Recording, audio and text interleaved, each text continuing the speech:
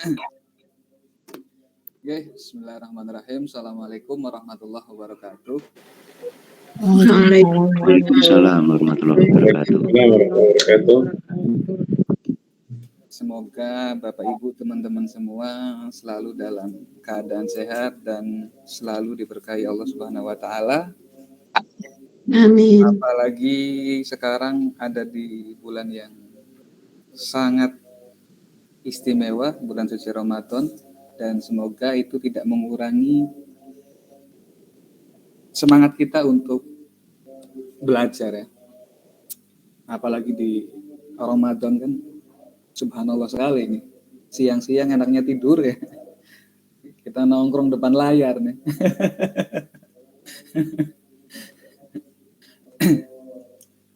Semoga ini bisa dijadikan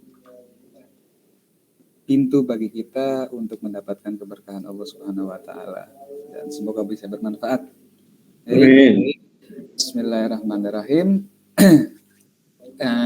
Sebetulnya saya senang sekali melihat diskusi Bapak Ibu teman-teman semua ketika di portal ya. Terutama yang awal itu tentang apa? Ruang lingkup dan arti studi Islam itu. Ada yang membahas tentang kejawen, ada yang membahas tentang apa lagi itu. Banyak pendapat-pendapat yang Bapak Ibu teman-teman sampaikan perihal pandangan menurut perspektif masing-masing. Itu rame bener gitu. Mau ikut komen jadi takut saya. Mungkin untuk stretching ya bisa mengingatkan kembali apa yang Bapak Ibu teman-teman diskusikan di portal berkaitan dengan saya kalau nggak salah itu tentang Islam kejawen atau apa gitu ya. Mungkin bisa disampaikan ulang pendapatnya mengenai itu biar kita stretching dulu sebelum masuk ke materi ini. Silakan.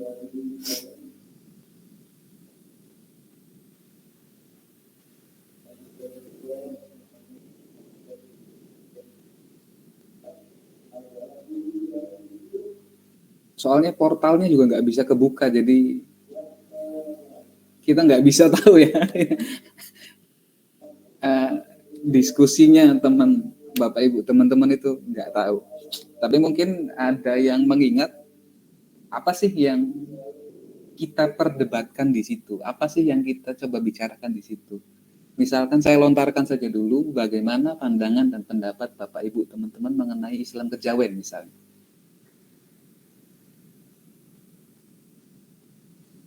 Apa pandangan Bapak Ibu teman-teman mengenai Islam kejawen dengan perspektif masing-masing? Silakan.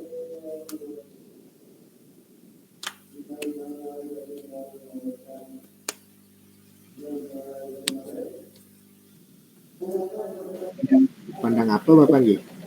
Gimana? Dalam sudut pandang apa ini perspektifnya?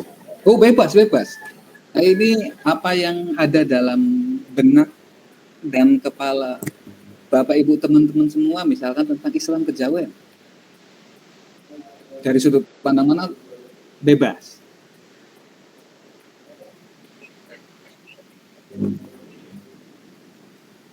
Silakan. Islam yang masih kental dengan tradisi mungkin ya Pak. Ada istiadat setempat. Ibu Ika, Islam ya, yang masih kental dengan tradisi gitu. Iya, mungkin.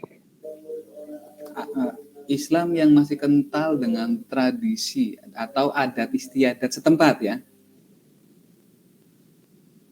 Berarti boleh nggak? Misalkan saya ngomong, berarti bukan Islam Jawa aja dong. Islam Sunda, Islam Batak, Islam apa lagi? Papua misalnya.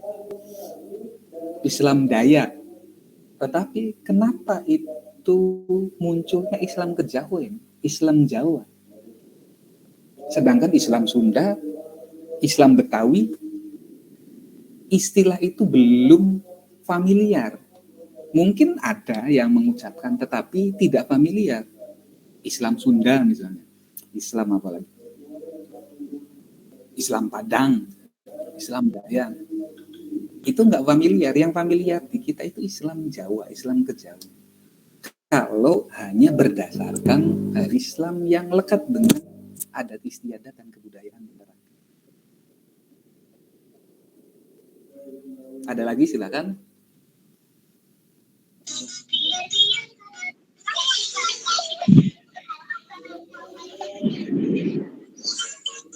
Pak Satria silakan. Islam Kejawen Pak ya.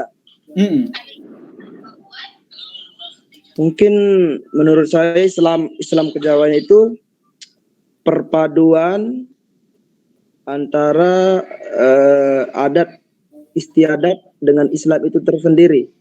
Ya contohnya Sunan Bonang kan. Sunan Bonang itu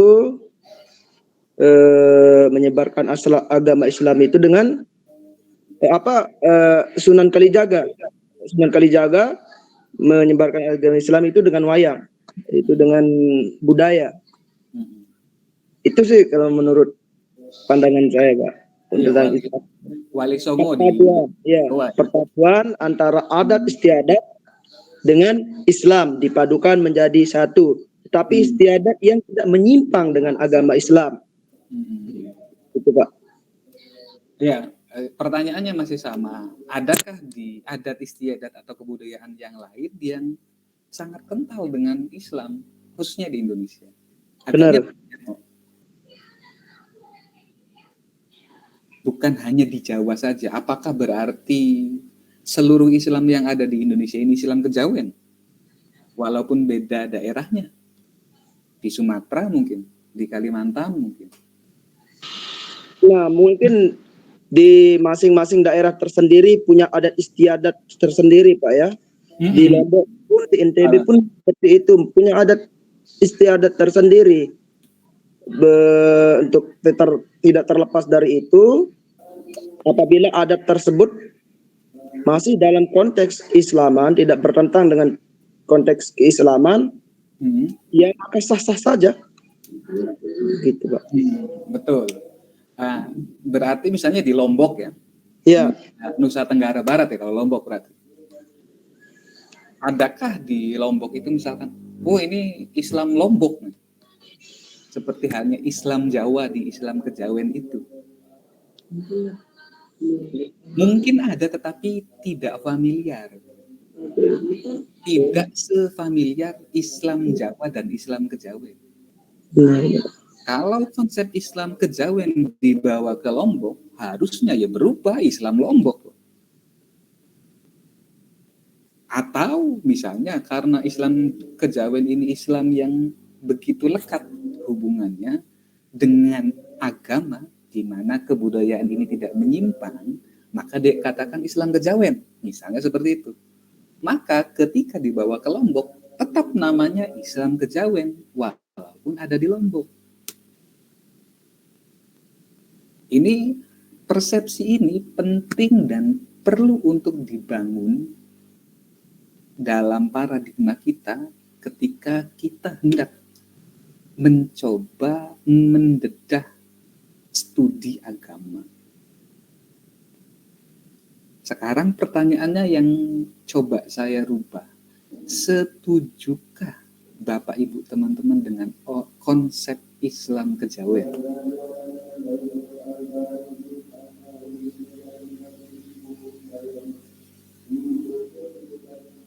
Kalau setuju, apa yang membuat Bapak Ibu setuju? Kalau tidak, apa yang membuat Bapak Ibu tidak setuju?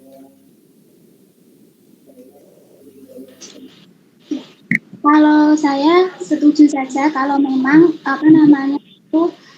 Islam Kejawen ini tidak melanggar syariat, karena dalam hukum fikih kan juga ada makhluk yang berbunyi al-adah muhakamah, adat itu bisa menjadi hukum. Datangnya ke Indonesia itu kan juga proses akulturasi timbal balik antara Islam dengan budaya lokal Jawa. Jadi tidak mau agar Islam ini bisa diterima dengan Jawa, makanya harus diakulturasi Tapi yang terpenting masalah ketauhidan ini tidak berkurang. Jadi saya tetap setuju karena dari kehidupan sehari-hari kita tetap kayak kejawen tapi tetap syariat. Jadi kayak kalau ada mitoni atau 1000 hari itu kan budaya tapi kan Quran kan tetap diganti dengan syariat sesuai hukum fikih seperti itu. Jadi batasannya itu selama tidak keluar dari syariat. Ya. Nah, kalau batasan selama tidak keluar dari syariat, kira-kira itu bisa dibatasi nggak? Mana yang syariat dan mana yang bukan? Kalau yang syariat, kan kalau kita lihat dari hukum fikih, itu kan hanya membahas tentang halal dan haram. Dan untuk menghiasi akhlak, itu kan kita perlu tasawuf. Tasawuf kan kepada pantas enggak seperti itu. Nah, jadi gini, walaupun ada hukum halal dan haram, tapi tetap kita harus pantas enggak sebenarnya kayak gitu. Masih batasannya ya dilihat konteksnya dulu. Gitu. Kalau batasan pasti kan tentang ketauhidan itu kan memang harus sesuai. Tidak ada unsur yang lain. Oke. Bu Lailatun Nafi'ah. Mungkin yang lain silakan. Saya ada yang sepakat dan ada yang tidak sepakat Pak dengan kejawen Pak. Nah, silakan Pak Samsuri. Iya. Pertama, praktik perdukunan yang sampai hari ini masih merajalela atau masih banyak sekali yang dilakukan oleh orang-orang yang itu kadang merugikan banyak orang, Pak. Praktik perdukunan. Kalau kita misalkan iya, ini kan praktik ini kan dikembangkan munculnya itu kan dari praktik-praktik adat istiadat Jawa, Pak. Nah, kemudian itu karena ini menjadi profesi bagi sebagian orang. Nah, ini bagi saya sangat, apakah ini dibolehkan dalam Islam? Kan tentunya tidak boleh, bahkan diancam oleh Islam selama 40 hari misalkan tidak diterima sholatnya kalau kita pergi ke dukun misalkan. Ini salah satu yang mungkin saya tidak sepakat dengan kejawen lah. Walaupun pada akhirnya juga memasukkan nilai-nilai Islam ke situ. Tapi tetap pada akhirnya nilai komersialisasinya yang dipakai, Pak. Yang kemudian yang dimanfaatkan. Bahkan kan sekarang ini muncul banyak kasus misalkan pencabulan atas nama misalkan penyembuhan atau pesugihan segala macam gitu. Hanya itu, Bapak. Sepakatnya di mana? Tadi kan sisi tidak sepakatnya di situ. Oh iya. Sepakatnya kita misalkan dalam rangka menyebarkan nilai-nilai Islam menggunakan adat istiadat yang dipakai oleh Jawa supaya mereka tidak kemudian merasa tersinggung. Itu banyak hal yang dilakukan oleh misalkan oleh Wali Songo dalam hal ini, Bapak. Misalkan ya pertunjukan segala macam, misalkan kesenian dalam kesenian, misal kesenian dalam budaya Jawa itu juga dipakai oleh Wali Songo untuk menyebarkan nilai-nilai Islam, memasukkan nilai-nilai Islam ke dalamnya. Itu saja, Bapak. Siap, Pak Samsuri. Yang lain silakan. Ada lagi?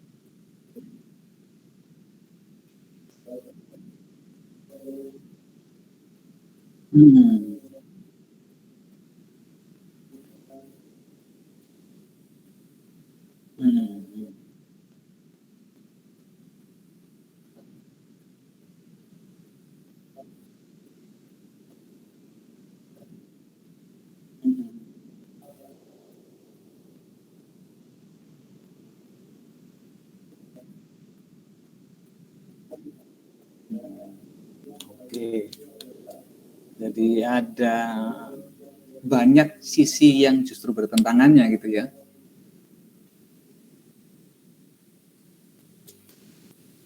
Yang lain mungkin silakan.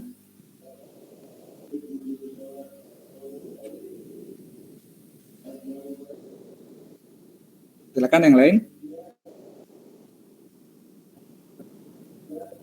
Hampir sama Pak.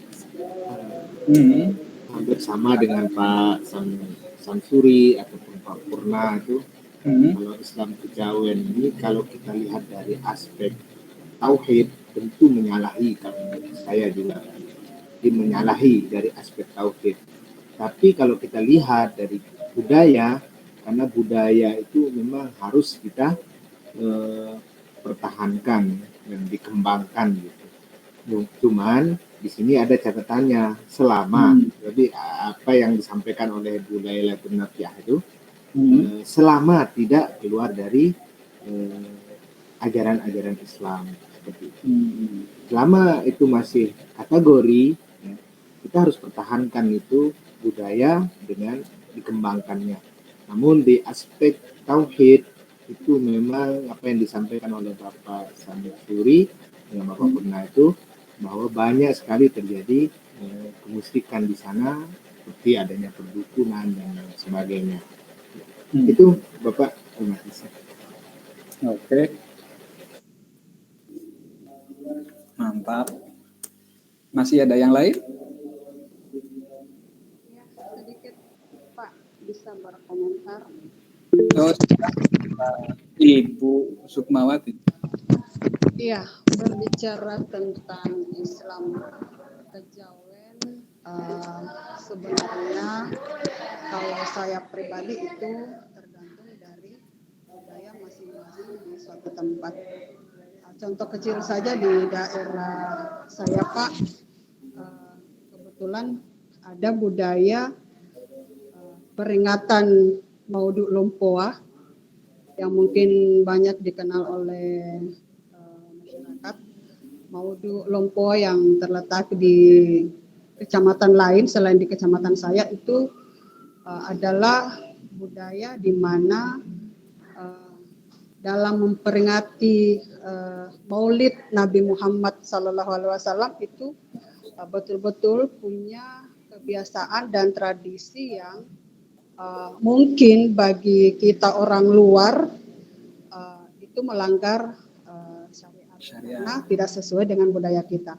Tetapi bagi mereka itu adalah sesuatu yang sangat membesarkan peringatan Maulid, peringatan Nabi besar Muhammad SAW. Karena memang jadi budaya yang ada itu adalah bagaimana penduduk setempat bisa menerima kebiasaan-kebiasaan itu. Tetapi memang kalau orang luar yang melihat kondisi Mauduk Lompoa itu yang ada di Kabupaten Takalar, banyak yang mengatakan bahwa itu adalah melanggar syariat karena pada dasarnya untuk memperingati kelahiran Maulid Nabi Muhammad SAW tidak sampai hal yang dibesar-besarkan begitu. Jadi kalau memang bisa teman-teman buka di Google bagaimana tradisi Mauduk Lompoa yang ada di Kabupaten Takalar itu. Memang budaya bagi masyarakat di sana itu betul-betul dia mengatakan bahwa sangat menghormati kelahiran Nabi Muhammad SAW. Seperti itu mungkin Pak. Ya, jadi itu tergantung dari bagaimana warga yang menerima budaya itu di suatu tempat. Karena terus terang di tempat saya, di daerah saya, di kecamatan saya tidak ada yang seperti itu, tapi di kecamatan lain di kabupaten saya itu ada. Jadi kita tidak bisa mengatakan bahwa itu boleh atau tidak, ya, tapi tergantung dari penduduk di daerah setempat. Mungkin itu Pak. Assalamualaikum warahmatullahi wabarakatuh. Waalaikumsalam warahmatullahi wabarakatuh. Ibu Sukmawati ya. Oke. Itu pandangan dari Ibu Sukmawati. Kemudian tadi siapa yang raise hand?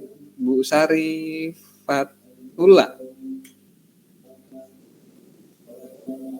Silakan Ibu Sari.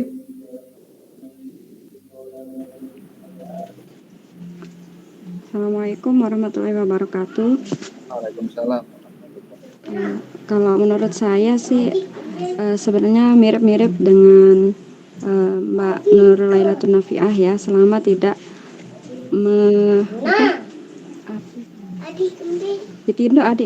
selama tidak menyalahi aturan dari Al-Quran dan hadis. Kalau kita lihat sendiri tradisi kejawen itu kan mirip-mirip dengan ada yang memayu hayuning pribadi sebagai rahmat diri pribadi, sebagai rahmat bagi sesama, rahmat bagi alam semesta gitu. Itu sebenarnya mirip-mirip dengan ajaran Islam sendiri gitu. Namun dari segi laku atau ibadahnya itu banyak yang sangat jauh berbeda dengan dengan ajaran Islam sendiri gitu Pak. Jadi pendapat saya ada yang setuju, ada yang tidak setuju juga. Sama dengan Bu Lailatul Nafiah. Terima kasih Pak. Jadi ada setujunya, ada tidak setujunya ya. Silakan, yang lain masih ada?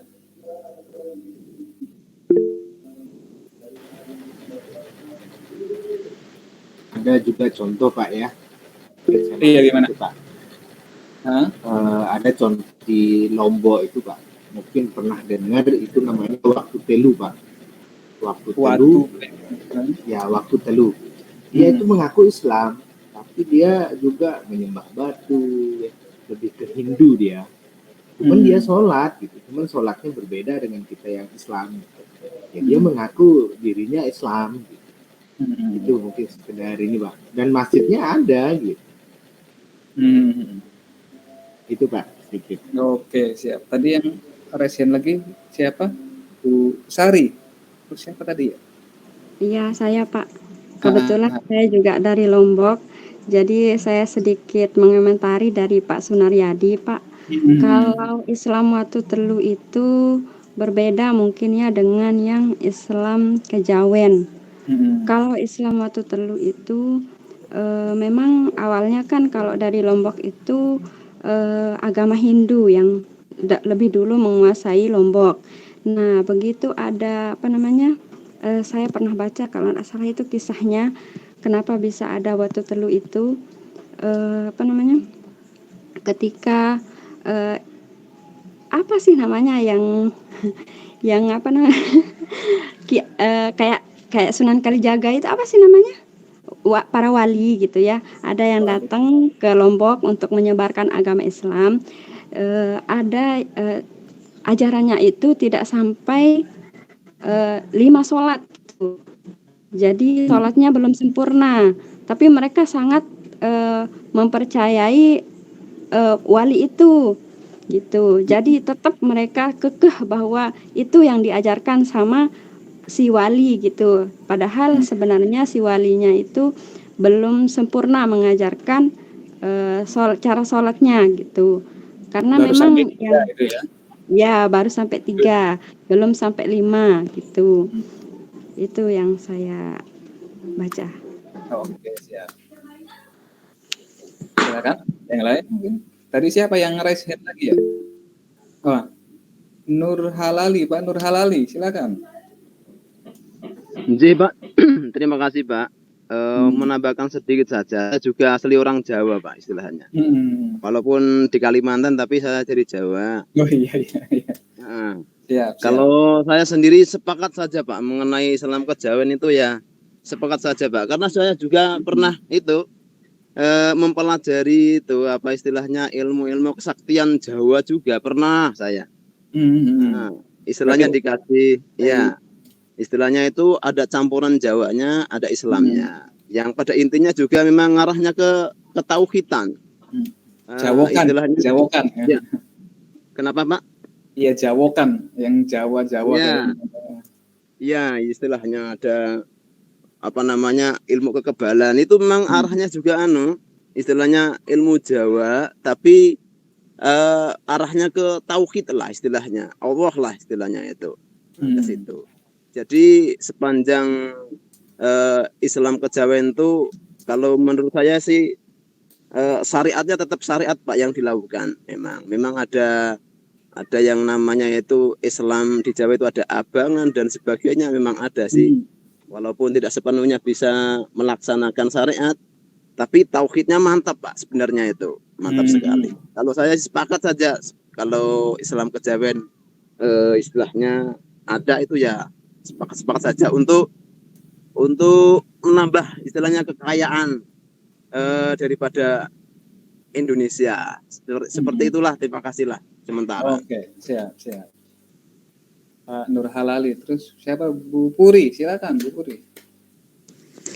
Baik Bapak, saya juga pengen ikut berpendapat tentang Islam kejawen. Kebetulan saya orang Jawa juga. Jadi menurut saya Islam kejawen itu dulu itu adalah akulturasi Pak, akulturasi yang dibawa. Ya contohnya yang dibawa oleh Wali Songo sendiri. Contohnya adalah dulu itu ada satu kebudayaan yang misalkan itu dikalahkan atau dimasuki Islam, itu orang Jawa itu susah untuk menerima. Jadi sama Wali Songo itu dulu diakulturasikan. Kayak gitu Pak menurut saya. Jadi ya selama itu kembali lagi selama itu tidak keluar dari syariat Islam, ya itu sah-sah saja. Terima kasih Bapak. Siap Bu Puri. Jadi intinya ada batasan di mana kebudayaan itu tidak menerobos batasan syariat yang sudah ditentukan gitu ya. Pasti ada batasan Pak. Secara jelasnya seperti itu. Nah, sekarang bagaimana kita menjelaskan konteks Islam yang demikian kepada yang lain? Bagaimana penjelasan kita? Bagaimana cara kita menjelaskan? Oh ini loh, Islam itu demikian. Islam itu ada sisi akulturasinya. Islam itu ada ketika bertemu budaya, itu ada sisi bertentangannya. Bagaimana sih cara kita menjelaskan kepada orang lain, kepada anak didik kita mungkin, berkaitan dengan Islam yang demikian? Gimana Bapak Ibu, teman-teman silakan.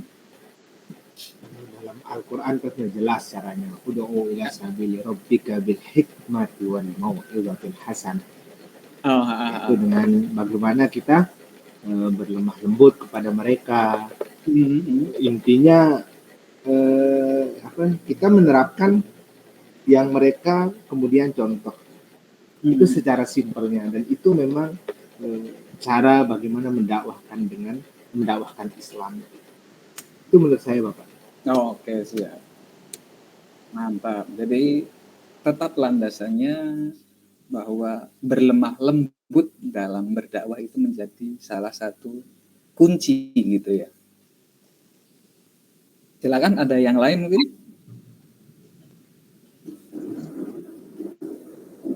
Siapa Pak Abdullah? Apa Pak? Siapa nih yang? Ya Pak. Bismillahirrahmanirrahim.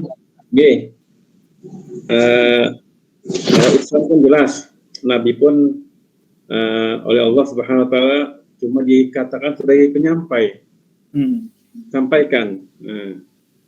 Innama anta mudzakkirannya, mengingatkan. Ketika diingatkan mereka tidak mau, sudah, itu bukan urusan kamu lagi. Artinya itu adalah ketika kita menyampaikan sesuatu yang ketika berhadapan dengan sesuatu itu yang berbeda dengan Islam itu sendiri. Karena sejarah pun mencatat semua para nabi itu ketika berdakwah itu salah satu faktor yang terberat mereka hadapi adalah tradisi kebudayaan mereka yang sudah turun-menurun, di mana di Al-Quran mengatakan A'udzubillahi minasyaitonir rajim wa idza qila lahum ittabi'u ma anzalallah qalu bal nattabi'u ma alfaina 'alaihi aba'ana. Ketika dikatakan kepada mereka ikutilah apa yang Allah turunkan, mereka mengatakan kami mengikuti apa yang kami dapatkan dari nenek moyang kami. Nah, ini adalah memang suatu pola yang terus akan bergulir sampai akhir zaman, ketika seseorang sudah terbiasa dengan kebudayaan adat dan kebiasaan-kebiasaan yang menyelisih dari Islam, maka itu adalah mungkin suatu tantangan ketika kita berdakwah. Adapun ketika Islam menyampaikan, Nabi pun dikatakan sampaikan saja, sampaikanlah, sesungguhnya kamu hanya tugas kamu menyampaikan. Ketika mereka menerima, alhamdulillah. Ketika mereka menolak, itu sudah batasan kamu. Mungkin itu Pak yang kami sampaikan. Terima kasih. Mohon maaf. Iya, terima kasih Pak Abdullah. Kemudian Pak Satria. Baik Pak, untuk menanggapi sedikit melanjutkan sedikit ya tentang Al-Mukarram Bapak Abdullah, kiai kita yang ada di bagaimana fatwa atau yang dikatakan Bapak Abdullah tadi, saya sedikit ingat begini Pak, jikalau tidak ada yang namanya kebudayaan atau kesenian yang dibawa oleh para sunan, orang Jawa lebihnya itu akan sulit dulu untuk agama Islam. Gitu Pak. Karena sulit sekali Pak. Karena apa? Dengan dakwah ini mereka tidak mau. Dengan dakwah ini mereka tidak mau. Lantas apa yang terjadi? Bagaimana caranya dakwah tersebut dimasuki oleh kesenian-kesenian? Kan seperti bonang ya. Bonang itu kan adat Hindu, orang gamelan, orang Hindu. Tetapi bagaimana caranya Sunan Bonang itu memasukkan tersebut agar masyarakat di sana untuk bisa memahami apa yang Islam tersebut. Jadi Islam tersebut itu agama rahmatan lil alamin gitu. Jadi kalau tidak mau seperti ini disampaikan, ya sudah kita lepas tangan. Jadi Islam itu agama rahmatan lil alamin yang menjunjung kasih sayang. Jikalau adat tersebut bisa diselamatkan oleh Islam atau bisa dirubah sedikit konteksnya, Islam akan merubah itu. Contohnya wayang, Sunan Bonang yang yang menyebarkan agama Islam dengan bonangnya gitu. Dan masih banyak lagi Pak perspektif yang ada di dalam Islam tersebut. Dan jikalau pun mereka tidak menggunakan hal tersebut, maka pasti banyak di kalangan sekarang di Jawa masih beraliran Hindu. Terima kasih. Itu aja. Ya, mohon maaf. Terima kasih. Mohon maaf Pak Dosen menanggapi Pak Satria.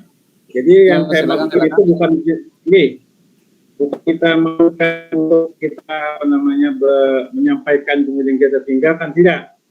Seperti Pak Sunaryadi bilang, bil hikmah wal mau'izatil hasanah, dengan lemah lembut. Kemudian ada lagi dengan cara berdebat yang berdebat yang bagus lah. Itu kan cara-cara kita berdakwah. Artinya ketika kita menyampaikan, kita tidak memaksa pada mereka. Itu tidak boleh. Kita memaksa untuk mereka ikut kita, tidak. Tapi kita sampaikan dengan cara yang lembut.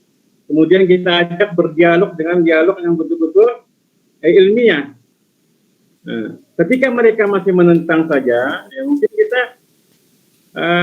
Islam itu kan punya cara-cara seperti mungkin para kiai, kemudian para wali-wali juga mereka mempunyai cara-cara untuk berdakwah kepada yang ketika mereka berhadapan dengan budaya-budaya yang kental di masa mereka.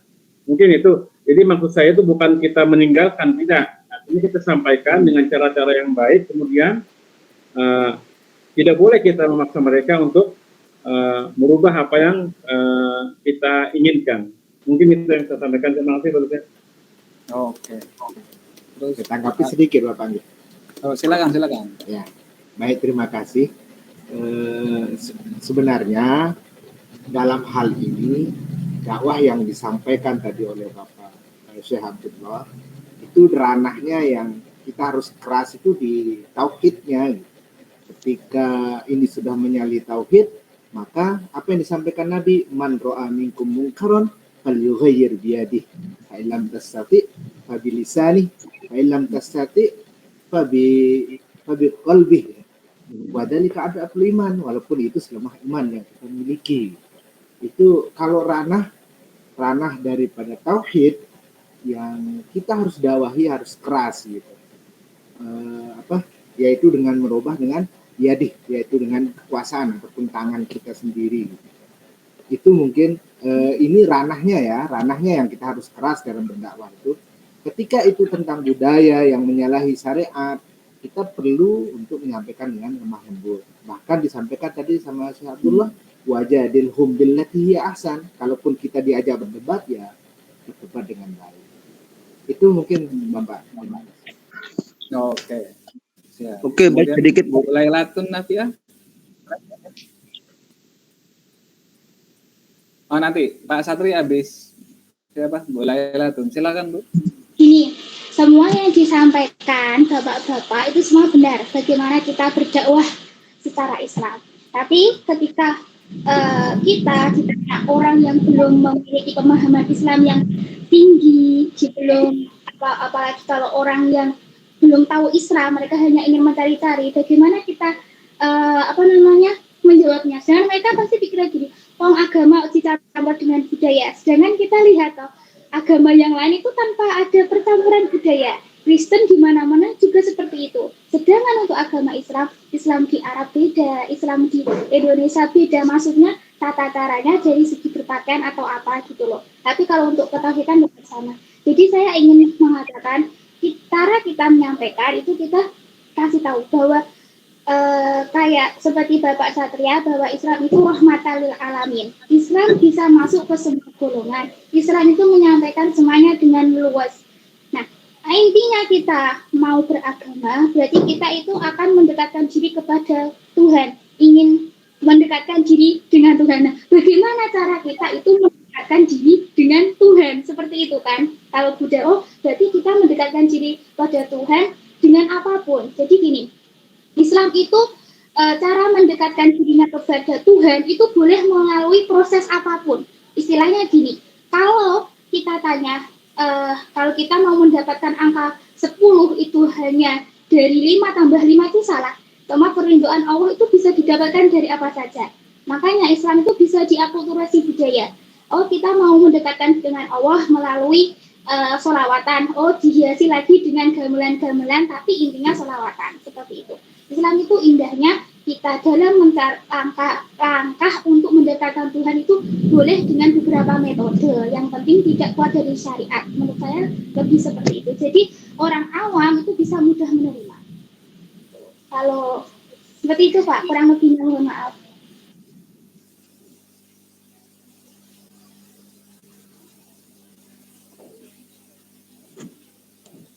Baik, sedikit Pak untuk melanjutkan sedikit.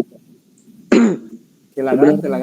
Apa yang kita bahas tadi ini tentang Islam kejawen itu sebuah metode dakwah istilahnya. Metode dakwah atau bagaimana caranya berdakwah gitu. Jadi kan gini Pak. Jadi kalau kita berdakwah itu ada dua tipikal nanti. Ada yang menerima dan ada yang menolak. Nah, jadi istilahnya di dalam metode dakwah itu banyak cara-cara berdakwah. Jadi terserah mereka bagaimana cara menyampaikan, mereka caranya berdakwah. Selama itu tidak merugikan orang, tidak keluar dalam konteks keislaman, maka sah-sah saja gitu. Yang istilahnya bagaimana caranya mereka ini banyak mengikuti kita loh untuk masuk agama Islam tersebut. Ini istilahnya metode dakwah Pak. Bagaimana cara berdakwah, dengan apa, tetapi dengan pernah keluar dari konteks agama Islam. Itu aja sih sebenarnya Pak istilahnya. Terima kasih. Oke. Gimana Pak Abdullah, mau menanggapi? Atau yang lain? Cukup. Oke. Yang lain masih ada?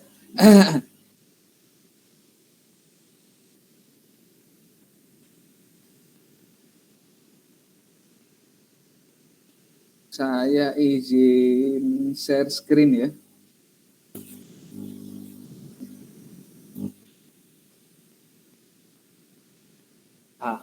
Nanti tolong kalau audio atau video saya bermasalah minta diberitahu dan minta diingatkan ya. Begini Bapak, Ibu, dan teman-teman semua, apa yang tadi kita sama-sama diskusikan ini sangat menarik. Hanya ada satu hal yang ternyata memang menjadi problem ketika kita itu hendak melakukan studi terhadap agama. Apa itu problemnya? Problemnya itu satu, ada konteks insider dan konteks outsider. Kenapa itu menjadi permasalahan? Jadi gini, definisi insider dan outsider ya. Mungkin apa yang Bapak Ibu teman-teman sampaikan itu penyampaian dari sisi insider. Salah nggak kita mengatakan sebagai pemeluk agama Islam, wah iya Islam itu ada salahnya deh. Misalkan kita gitu ya, sebagai pemeluk insider, otomatis kan itu bermasalah. Ketika saya mengatakan, oh Islam ini ada salahnya kayaknya. Kalau kita dari sisi insider, ini akan menjadi persoalan. Tetapi kalau outside, kita enak aja mengatakan agama lain, misalkan maaf, Kristen, Hindu, Buddha, Konghucu, dan lain sebagainya, dalam konteks akidah ya, mereka salah.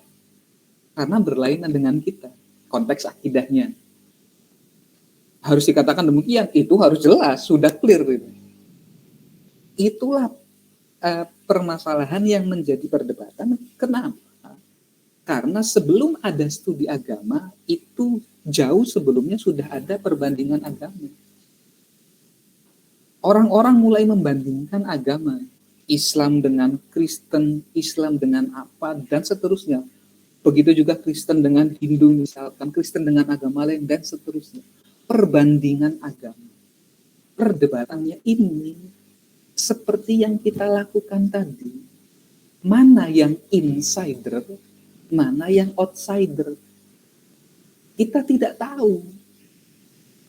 Mana yang orang dalam, mana yang orang luar. Orang yang di luar agama itu. Yang terjadi adalah saling menghantam pada masa itu. Sebelum periode awal 1900-an. Kenapa? Karena ternyata ini salah satu kuncinya. Mungkin Bapak, Ibu, dan teman-teman bisa mempertimbangkan ini, bahwa agama yang sifatnya misionaris itu mengajak, seperti Islam. Islam itu sifatnya misionaris karena mengajak. Mengajaknya ada kalanya mengajak dalam konteks kemanusiaan, kebaikan, kebajikan. Ada kalanya mengajak dalam konteks ketauhidan. Ini mau mana yang diajak nih? Nah, ini kan yang perlu dibedakan. Agama misionaris. Nah, ketika agama misionaris bertemu dengan kebudayaan Jawa misalnya, kebudayaan Jawa itu sifatnya pasif, menerima semua pandangan kebudayaan, termasuk Islam dalam konteks budaya ya. Dalam konteks ajakan kebaikan yang sifatnya bersama dengan manusia, hablum minan nas. Ini sangat terbuka sekali. Jawa tidak ada perlawanan. Karena apa? Terbuka, open minded Jawa pada masa itu. Berbeda dengan misalnya jahiliyah. Jahiliyah ini misionaris juga, walaupun tidak bisa sekonyong-konyong dikatakan sebagai agama. Kalau jahiliyah itu bisa seperti Jawa, mungkin akan ada Islam jahiliyah dalam konteks ini. Jadi Islam Jawa itu memang menurut pribadi saya harus ada sebagai sampel ketika agama bertemu dengan budaya dalam konteks ajakan kemanusiaan, bukan ajakan ketauhidan. Masalah tauhid tadi semuanya sepakat bahwa semua hal yang berdasarkan agama kemudian bertemu dengan budaya, batasnya ketauhidan. Tetapi lagi-lagi yuk mari kita sama-sama melakukan misionaris ini, misi dakwah ini dengan tidak membandingkan ya. Kita sudah tidak ada lagi perbandingan. Dia lebih benar, dia itu salah, dia itu kurang, kita itu lebih, dan seterusnya tidak. Tapi bagaimana kita bisa saling mengisi? Di mana posisi yang bisa kita isi, disitulah yang bisa kita dakwahkan. Kayak tadi Bu Sukmawati di mana tadi ya? Apa ada tradisi apa? Kelahiran Nabi Muhammad. Takalar ya. Di Takalar mungkin dipandang sekilas itu ya sudah jauh dari pandangan ketauhidan, tapi kita nggak mau bicara itu. Kita ada sesuatu yang lebih besar, ada misi kemanusiaan di situ. Bukan berarti kalau kayak gitu Islam kalah dong dengan budaya. Islam tunduk dengan budaya. Tidak sama sekali. Islam hanya melakukan kompromi di situ. Bahwa akidah sama sekali tidak bisa berubah. Tetapi ada kompromi kemanusiaan di situ. Kayak tadi wajadilhum billati hiya ahsan. Ahsan itu terkadang ya kita guyup gitu. Ahsan kan bukan berarti dengan omongan yang bagus, tetapi sikap yang bijak. Sikap yang bijak ini juga ya karena ahsan kan apa namanya? Lebih baik ya dari Hasan. Kalau Hasan bagus. Tapi kalau ahsan itu lebih bagus. Bukan berarti lebih bagus fisiknya, lebih bagus sama, tidak. Tetapi bijaknya. Ini yang perlu kita lakukan bersama, khususnya dalam konteks studi agama. Selain perbandingan agama tadi, ada juga berbicara tentang sejarah agama. Sejarah agama ini juga jadi polemik terkadang. Misalkan, Islam itu dengan Jawa, mana yang lebih dulu? Jawa lebih dulu mana atau jangan Jawa? Mungkin skupnya terlalu kecil. Nusantara, Indonesia itu lebih dulu mana? Agama yang ada di sini atau agama Islam? Ini persoalan yang hanya berbasis pada sejarah. Ingat, hanya basisnya hanya data sejarah saja. Ini akan menimbulkan pro kontra yang bisa memunculkan konflik. Bicara fakta sejarah, data sejarah, bisa nggak saya merubah tanggal lahir saya? Kan susah. Bisa nggak saya merubah latar belakang pendidikan saya? Kan susah. Karena apa? Karena ini data sejarah, fakta sejarah. Ketika kita hanya berfokus pada fakta sejarah, ingat hanya berfokus pada fakta sejarah tanpa mempertimbangkan aspek-aspek lainnya, ini juga akan menimbulkan konflik. Maka sejarah ini harus ditemani dengan kacamata lain. Tidak bisa hanya sebatas sejarah siapa yang lebih dulu, tahun berapa Islam, dikatakan Islam itu pas kelahiran Nabi Muhammad misalnya, atau Islam berarti Nabi Adam lebih jauh lagi, nanti Hindu dulu misalnya, atau yang lain dulu, nanti hanya mendasarkan pada fakta sejarah. Ini juga sangat berbahaya kalau hanya. Harusnya data sejarah digunakan sebagai data pendukung. Oh iya, dalam sejarahnya, betul, ini loh lintasan sejarah, begini loh historiografi. Tapi tidak berhenti di situ. What next? Nggak hanya mendasarkan pada bahwa Indonesia itu merdeka pada tanggal 17 Agustus 1945. Itu kan sejarah. 17 Agustus 1945. Tapi kita bukan hanya berkata kapan sih Indonesia merdeka. Yang hendak kita dapatkan, jawaban yang hendak kita dapatkan itu bukan hanya 17 Agustus 1945. Tetapi bisa saja kita mengutarakan kondisi politiknya, kondisi masyarakatnya, kondisi sosialnya, tidak hanya berhenti pada fakta sejarah. Oke? Nah, selain perbandingan agama, sejarah agama, ada juga sosiologi agama dulu ya. Ketiga hal ini dulu pada periode awal 1900-an. Dulu, bukan perbandingan agama sekarang, bukan sejarah agama sekarang, bukan sosiologi agama sekarang, tidak. Tetapi ketiga hal ini pada waktu itu, pada waktu dulu, sosiologi agama juga menjadi problem. Karena apa? Agama kehilangan nilai sakralnya. Karena hubungannya agama hanya berbicara aspek sosial saja. Sudahlah, yang penting sesama manusia saling berbuat baik. Masalah sholat tidak sholat, masalah Tuhan tidak bertuhan, itu mah terserah. Ini terlihatnya enak didengar, tetapi berbahaya. Karena apa?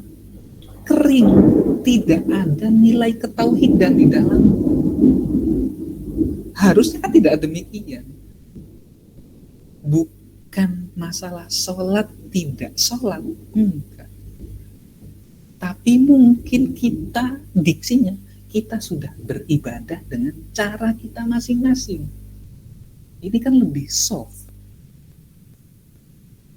Kita kalau seakan-akan udahlah masalah sholat tidak sholat mah nggak jadi soal.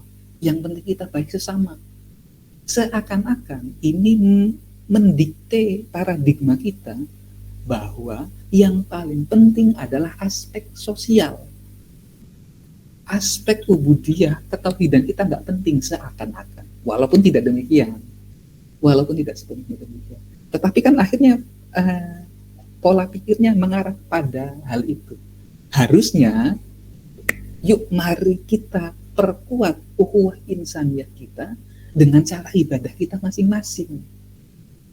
Kita jangan menegasikan yang sakral. Kita jangan membuang, mengacuhkan yang sakral tadi. Caranya tidak seperti itu. Tetapi caranya dengan konteks ibadah kita masing-masing. Nah, dari perdebatan ini, kemudian yang paling menjadi soal utama adalah makna dari agama itu sendiri. Maksudnya gimana? Ketika berbicara agama, misalnya dalam konteks Jawa atau dalam konteks Nusantara, agama adalah sesuatu yang punya nilai sakral, atau bagaimana? Makanya ketika hal itu dikatakan ada batu kemudian disembah, ada pohon disembah. Nah, ini kan karena ada ketidaksinkronan pemaknaan terhadap agama. Nggak bisa itu tiba-tiba dikatakan sebagai agama. Agama itu ada penerimaan keyakinan, betul. Menerima keyakinan bahwa misalnya saya yakin bahwa pohon ini memberikan manfaat kepada saya. Boleh nggak saya meyakini itu? Oh, ini pohonnya sakti ini. Ini bisa memberikan manfaat kepada saya misalkan. Boleh saja. Tetapi itu sifatnya individu. Hanya bagi saya. Ingat, agama itu harus komunal, bukan individual. Yang bagi saya sakti, ada batu, ini sakti nih. Saya yakin batu ini punya kesaktian. Saya meyakini, betul. Tapi itu bukan agama. Kenapa? Karena individual. Mungkin bagi saya saja. Mungkin bagi hanya 1-2 orang saja. Tidak secara komunal. Berbeda misalkan, Allah itu esa, satu dalam agama Islam. Ada nggak orang Islam yang nggak mengatakan, Allah itu nggak satu misalnya? Nggak ada. Kenapa? Karena itulah ciri agama. Keyakinannya harus berupa komunal, diakui oleh banyak orang, bukan individual, bukan hanya saya saja. Ketika itu saya yakini, apakah orang lain meyakini juga? Nah, ini persoalan. Disinilah mulai timbul perdebatan seperti Islam kejawen tadi. Maka hal yang perlu dilakukan, karena agama itu merupakan rancangan agar bisa mempengaruhi perilaku seseorang, perilaku penganutnya, maka dibutuhkan beragam aspek ketika hendak memahami agama. Ketika tadi Pak Kosma mengatakan di awal dari sudut pandang mana, ini berarti sudah Pak Sunaryadi ini sudah mulai bisa membaca peta konsep. Dari sisi mana dulu nih saya harus berbicara. Itulah tujuannya. Kita jangan terburu-buru. Karena apa? Karena agama juga selain berkaitan dengan keyakinan, juga berkaitan dengan perilaku seseorang atau sekelompok orang. Maka kita harus bisa melihat atau menggunakan beragam kacamata. Berdasarkan sejarah saja nggak bisa. Berdasarkan fikih saja susah. Berdasarkan sosiologi saja tidak berkembang. Maka semakin banyak kacamata, semakin banyak aspek yang digunakan, akan semakin memperkaya wacana kita. Jadi ketika saya menanyakan bagaimana cara kita menyampaikan ini kepada halayak banyak, yuk bareng-bareng kita perkaya perspektif kita. Mungkin teman-teman Bapak Ibu di sini ada yang ahli dalam bidang misalnya fikih, saling bertukar dengan ada yang ahli di bidang syariah mungkin, ada yang ahli di bidang filsafat misalnya, ada yang ahli di bidang hukum misalkan. Memberikan pandangan dari sudut pandangnya tanpa menjatuhkan, tidak. Karena yang hendak kita lakukan adalah merajut hubungan satu sama lain, saling menguatkan dengan masing-masing pendapat. Bukan berarti banyaknya pendapat ini yang dengan paradigma hukum akan berlawanan dengan paradigma sosial misalkan. Memang terlihat bertentangan, tapi bukan itu yang dicari. Di mana benang merahnya? apa value, apa nilainya. Ini yang hendak kita cari. Nah, ini mungkin sekelumit yang bisa saya sharing, dan apabila ada koreksi, apabila ada tambahan atau mungkin pertanyaan, mari kita diskusikan. Cukup sekian pemaparan dari saya. Terima kasih. Assalamualaikum warahmatullahi wabarakatuh. Dan selanjutnya kita diskusi ya.